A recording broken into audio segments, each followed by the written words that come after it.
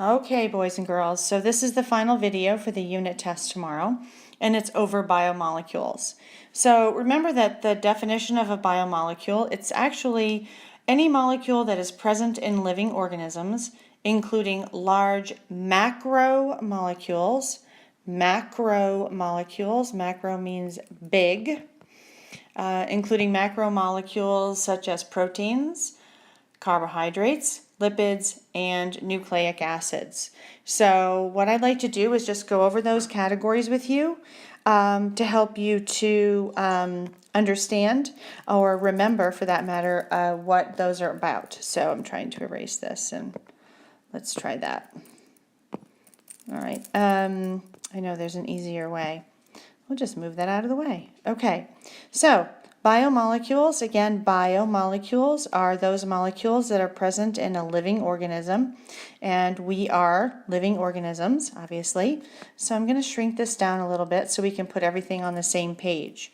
So this is just like the thinking map that you all should have in your interactive notebooks, and that I've already posted on Google Classroom that I did with my fancy app. I think I did it with paper. It's so pretty. So biomolecules can be broken down into 4 categories. So the first category is proteins, and another category is carbohydrates. Another category is lipids. And the last category is nucleic acids. Okay, so these are the 4 categories: protein, carbohydrate, lipid, and nucleic acid. So now, in order to make these molecules, we have these things. They're called monomers. Monomer. And a monomer is a building block. So it isn't specific to any one biomolecule. Building block. It is for all of them. All of them have monomers that make them. So I'm going to color code this. I'll put this in blue. So now let's put it in pink, since I put the word monomer in pink. So the monomer for protein, or the building blocks for proteins, are amino acids. Amino acids. The monomers for carbohydrates are simple sugars. Now, we also call simple sugars monosaccharides. So let me try to shrink this a little bit so I have some room. Maybe there. Okay, so monosaccharide. Mono means one, and saccharide means sugar. That's why it's simple, because there's only one of it.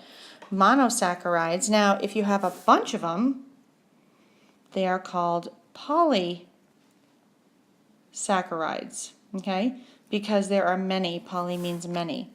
So the monomers for carbohydrates are simple sugars. Sorry, I'm just going to try to blow this up a little bit again. The monomers for proteins are amino acids. The monomers for lipids are fatty acids, which should be pretty easy to remember, because lipids, another word for lipid, is a fat. So fat and fatty acid, that should be easy to remember. And then the monomer for nucleic acid are nucleotides.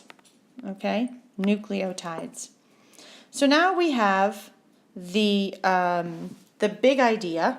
Okay, and the big idea are biomolecules. Okay, biomolecules. These are the things, the molecules that are present in living things. Remember, bio means life, okay? Then there are 4 categories: proteins, carbs, lipids, and nucleic acids. And then each one of those categories has a monomer, or a building block, associated with it. And for proteins, it's amino acids. For carbs, it's simple sugars. For fats, it's fatty acids. And nucleic acids for nucleotides. Now,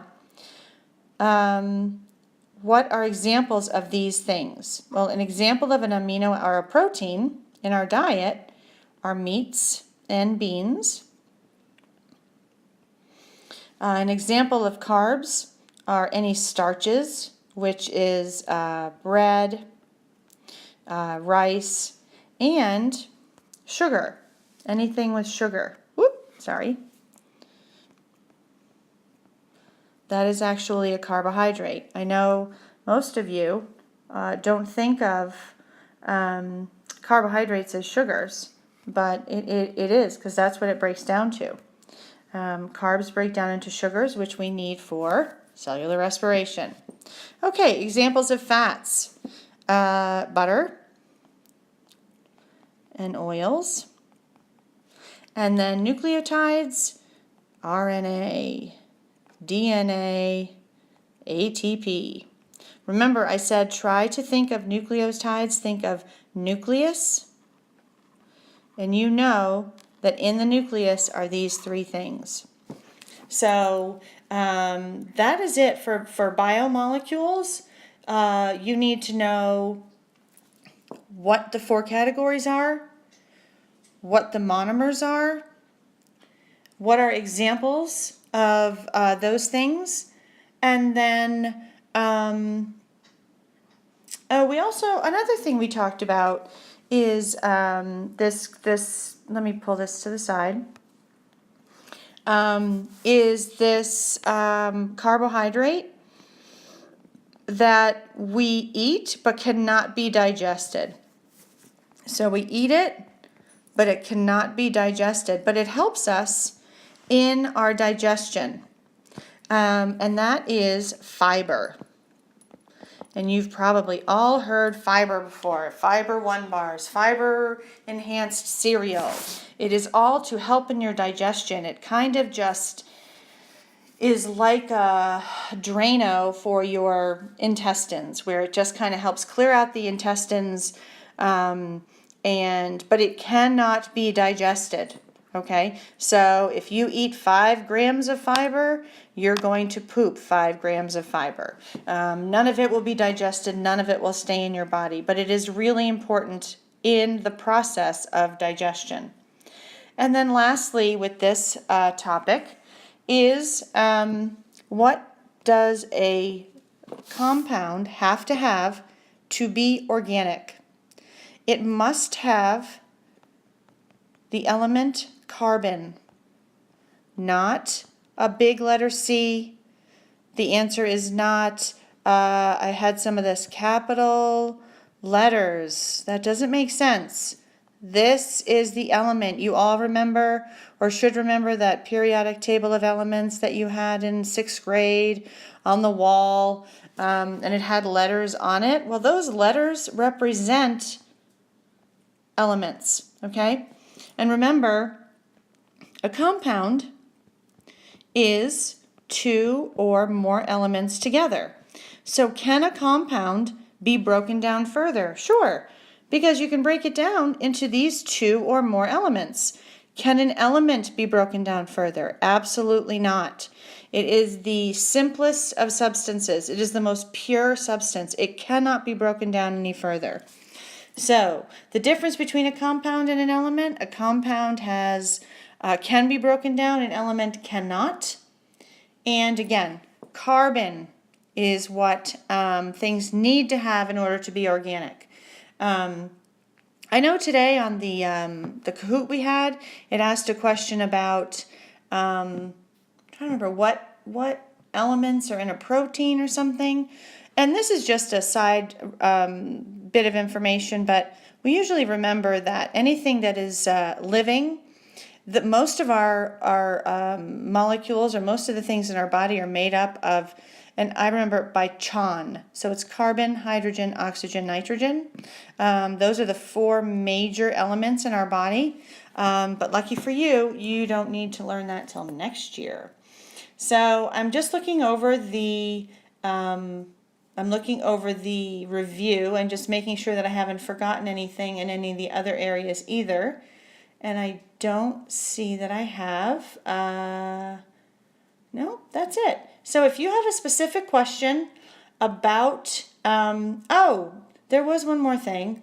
What is the difference between mitosis in an animal cell and mitosis in a plant cell? I know this has nothing to do with biomolecules, but you know that, I'll just throw this in here for this one.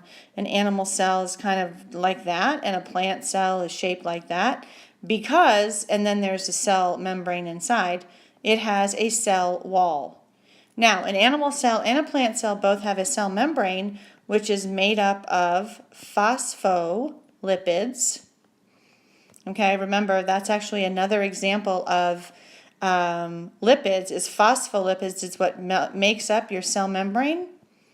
But in telophase, a cell wall will be created for a plant cell, not in an animal cell, just in a plant cell. So that's a big difference.